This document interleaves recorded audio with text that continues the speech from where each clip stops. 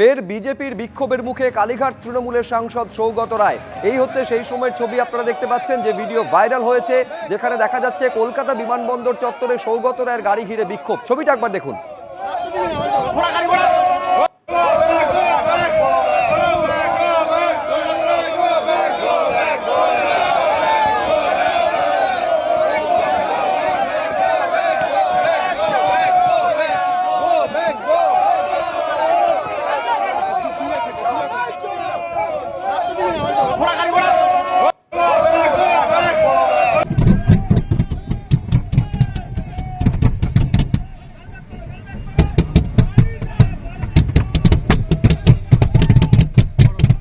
দেখতে পাচ্ছেন সৌগত রায়ের গাড়ি ঘিরে বিক্ষোভ, গাড়িতে ধাক্কা পর্যন্ত মারা হয়। শুধু তাই নয়, কালো পতাকা দেখানো থেকে শুরু করে গো ব্যাক স্লোগান পর্যন্ত তোলেন বিজেপি কর্মীরা, যারা বিক্ষোভ দেখিয়েছেন সৌগত রায়ের গাড়ি ঘিরে।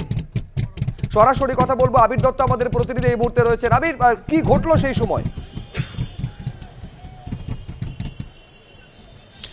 দেখো, যেটা অভিযোগ করা হচ্ছে যে সৌগত রায় দমদমের এমপি, তার গাড়ি দাঁড়িয়ে রয়েছে পার্থকে বলছি দেখানোর জন্য। তিনি যখন এখানে আসেন, একটি বিশেষ মিটিং ছিল এখানে, সেই মিটিংয়ে একটি কমিটির তিনি চেয়ারম্যান এবং সেই মর্মে তিনি আসেন এবং এই মিটিংয়ে দুজন এমএলএও উপস্থিত ছিলেন এমনটাই জানা যাচ্ছে। এবং যখন তিনি এখানে আসেন তখন গাড়ি ঘিরে কালো পতাকা দেখানো হয়, গাড়িতে চাপড় মারা হয়, এক প্রকার তিনি আটকে যান।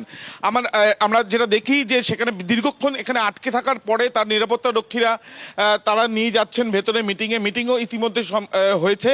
মিটিংয়ে উপস্থিত ছিলেন বিজেপি এমএলএ, তার সাথে একবার আমরা কথা বলবো। দমদমের এমএলএ আমাদের সঙ্গে রয়েছেন। কি বলবেন এই যে ঘটনা, একজন এমপি তিনি এক প্রকার তাকে ঘেরাও করা হয়েছে অভিযোগ এবং কালো পতাকা দেখানো চোর স্লোগান। 15 বছর ধরে যা করে রেখেছেন উনি দমদমে, তার খেসারত তো ওনাকেই দিতে হবে। 15 বছর ধরে উনি দমদমের সাংসদ। প্রতিবার নির্বাচনের আগে মিথ্যের ফুলঝুরি বেশাতি সাজিয়ে নিয়ে বসতেন। প্রত্যেকবার নির্বাচনের আগে বলতেন উনি জিতলে যেসবের গেট উদ্বোধন করে কারখানা খুলে দিয়ে কর্মসংস্থান করবেন। একটা গেট, একটা ফিতেও উনি গেটও খুলতে পারেননি, ফিতেও কাটতে পারেননি।